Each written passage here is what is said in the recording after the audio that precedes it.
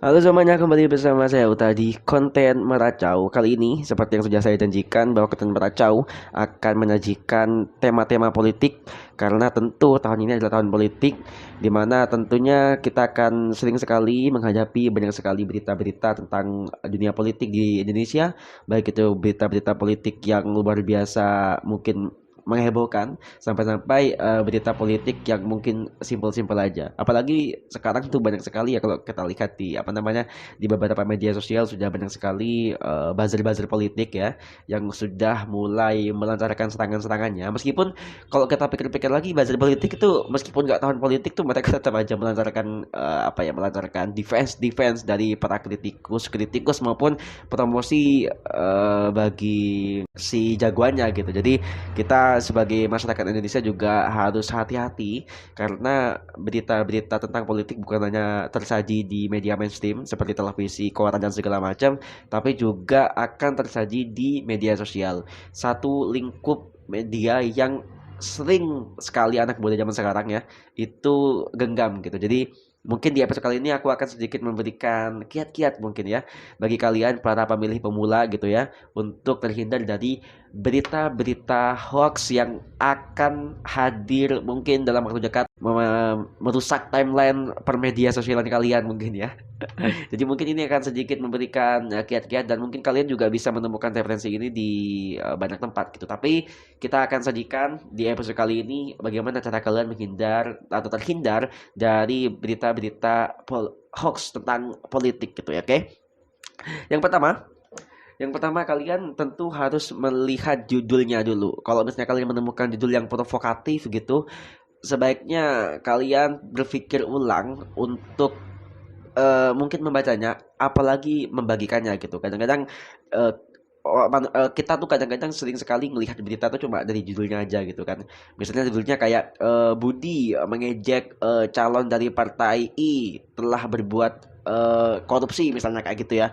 Atau misalnya partai politik A setuju bahwa apa namanya, KPK harus dibubarkan misalnya kayak gitu. Intinya judul-judul yang menimbulkan provokatif gitu. Kadang-kadang judul-judul ini sering menimbulkan reaksi terhadap diri kita yang membacanya, sehingga kita tuh tanpa membacanya pun langsung men-share berita tersebut di media sosial lain gitu. Apalagi di grup-grup WhatsApp gitu, kadang-kadang kan ada tuh orang-orang yang out of nowhere gitu tiba-tiba nge-share berita ini, nge-share berita itu gitu kan. Padahal kita nggak tahu nih kebenarannya apakah benar atau tidak gitu. Jadi mungkin untuk pertama itu judulnya ya. Kalian harus perhatikan apakah judul tersebut nyaman untuk dinikmati atau menimbulkan suatu reaksi gitu. Intinya eh, kalian tentu ya, kalau misalnya kita kita apa namanya ngelihat judul beritanya, tentu kita yang nggak gampang terpikir pasti menyempatkan waktu untuk baca ya. Kalau misalnya udah bagi kita udah ya berita kayak gini udah tinggal ditutup aja gitu, udah usah di share gitu. Tapi kadang-kadang yang kita khawatirkan adalah orang-orang yang gampang trigger nih, orang-orang yang gampang ngelihat berita, ngelihat artikel tuh jadi judulnya langsung, pas kemudian ke trigger langsung men-share-nya di media sosial lain atau memberitahukannya kepada teman-temannya. Itu yang kita berusaha untuk hindari gitu. Jadi kalian juga harus bisa berhati-hati lah ya dalam memainkan jebol-jebol kalian gitu kan. Yang kedua adalah eh, lihat dulu alamat situsnya gitu. By the way, ini ada catatannya di laptop ya. Jadi jadi emang sudah saya susun gitu. Yang kedua adalah cermati alamat alamat situs. Jadi kalian tentu bagi yang suka baca berita ya, apalagi di medsos gitu kan, kalian juga harus mencermati apa situs atau akun dari berita yang kalian baca gitu. Misalnya kayak di Instagram mungkin kalian bacanya Kompas, mungkin CNN gitu ya, atau Liputan 6 gitu ya. Mungkin sejauh yang kita tahu semua dan kita sepakat bahwa media-media tersebut media yang kredibel ya, kita katakan seperti itu, karena memang media yang mempunyai brand bagus gitu. Yang perlu kalian khawatirkan adalah media-media yang ujuk-ujuk apa tuh, misalnya kayak apa ya, kayak www bla bla gitu blogspot atau wordpress itu kadang-kadang aduh itu mungkin perlu dicurigai tuh, apakah berita tersebut atau berita yang dimuat di kanal tersebut hoax atau tidak gitu kan ya. Apalagi di akun-akun media sosial seperti Instagram, Twitter gitu ya, sorry, X ya, kita nyebutnya X sekarang gitu. Atau apalagi di threads mungkin nanti akan bermunculan akun-akun yang nama-namanya atau aneh-aneh mungkin ya. Jadi mungkin kalian juga harus berhati-hati. Kita harus mengetahui dulu. Kita gini aja, ketika kalian ingin sekali atau mungkin ada satu berita yang lewat di media sosial kalian, kalian coba klik akunnya gitu. Kemudian kalian baca-baca tuh. Kira-kira menurut kalian oke gak itu media gitu? Oke gak itu kanal gitu kan? Sekali lagi itu tergantung dari kalian sendiri ya. Cuma ya itu tadi, sarannya mending kalau misalnya mau baca berita ya carilah sumber berita yang setidaknya sudah kita sepakati bahwa media tersebut kredibel gitu ya, semacam macam CNN, Kompas lah, atau Liputan 6 atau mungkin apa lah ya, Seputar Indonesia gitu ya. Jadi banyak lah kalian bisa nemui gitu dan cukup terpercaya lah seperti itu.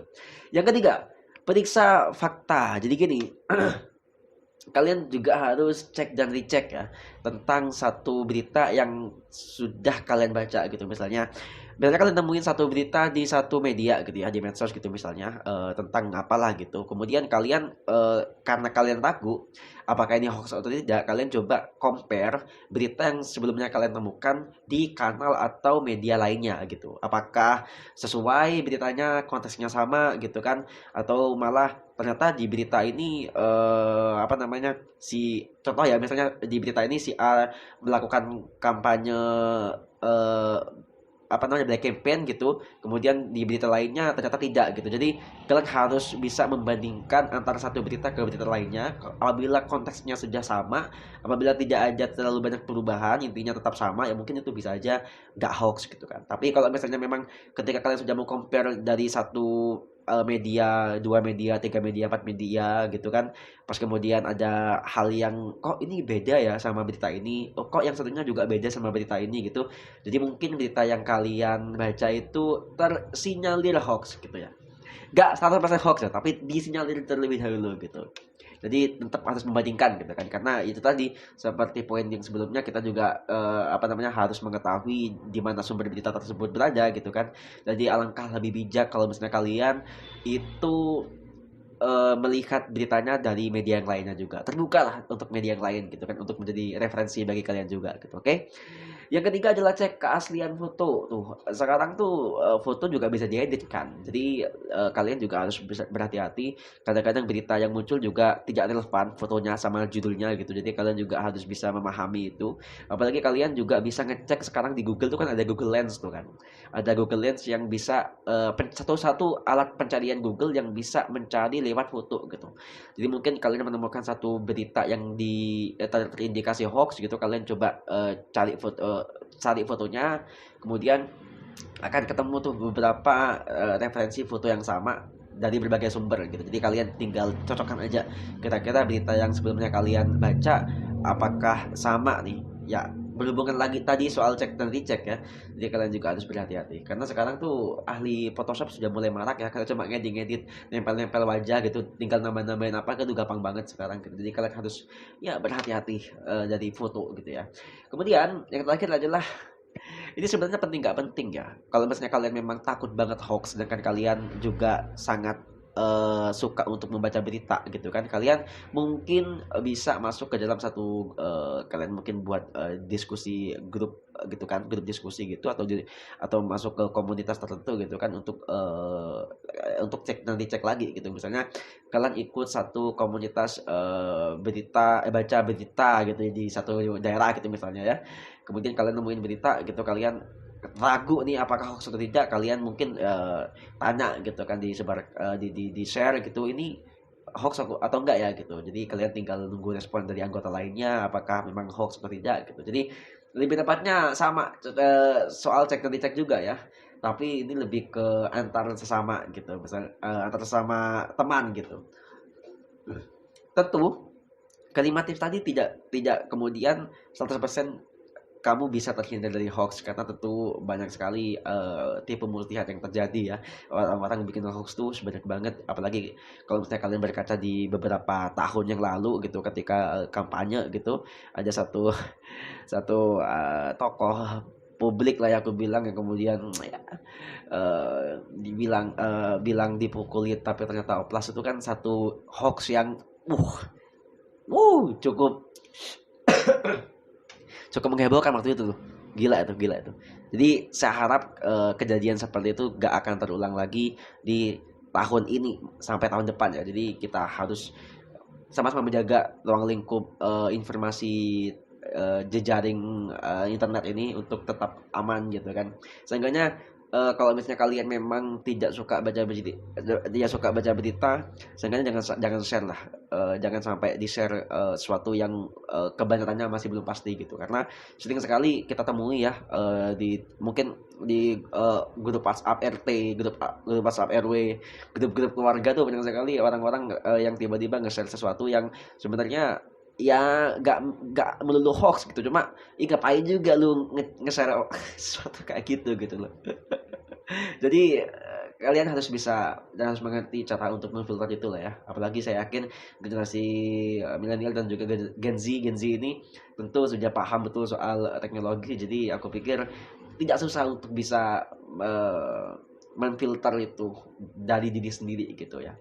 Jadi mungkin itu aja yang bisa aku sampaikan di konten meracau kali ini. Sampai jumpa di konten meracau tema politik berikutnya. Bye bye semuanya.